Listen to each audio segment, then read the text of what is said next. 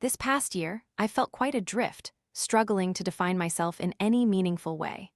I graduated a year later than most peers, and now I find myself at a loss for how to introduce myself.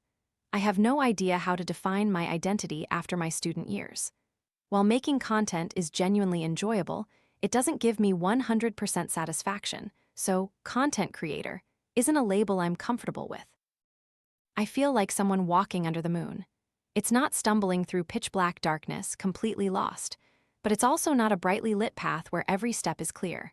Under the moonlight, everything is vague, shimmering, indistinct.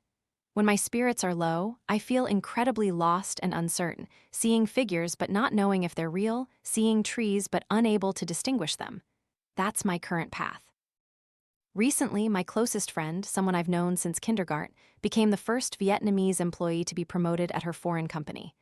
I was overjoyed for her, knowing the immense sacrifices she made. But after a few minutes of pure happiness, I started thinking, she's achieved all that, but what about me? It felt like 5 years ago, I took a gap year, and now, 5 years later, I've circled back to the starting line, preparing for another one. I called my mom, pouring my heart out, telling her I felt awful for feeling jealous. And then my mom said something that snapped me right out of it. She said, "You're not starting all over again. You've learned so much. You're doing something you love. Choosing to step back and explore doesn't mean everything you've accumulated is lost." Then she delivered the killer blow. You let everything in your life revolve around your work. You're happy because your career is thriving, sad because it's stagnant. You allow work to consume too large a part of your life. That hit home, but then an even deeper realization came. While on a walk, my shoelace came undone. Everyone walked past. That feeling of being left behind didn't bother me. Later, I saw a clip. When you realize life isn't a race but a journey, that's it, it clicked. For runners, it's not about rank, but completing the distance you set out to cover, enduring until the very end.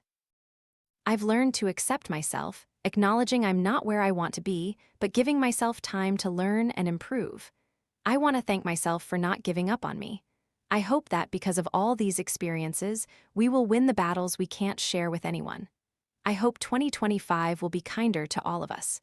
Thank you for listening.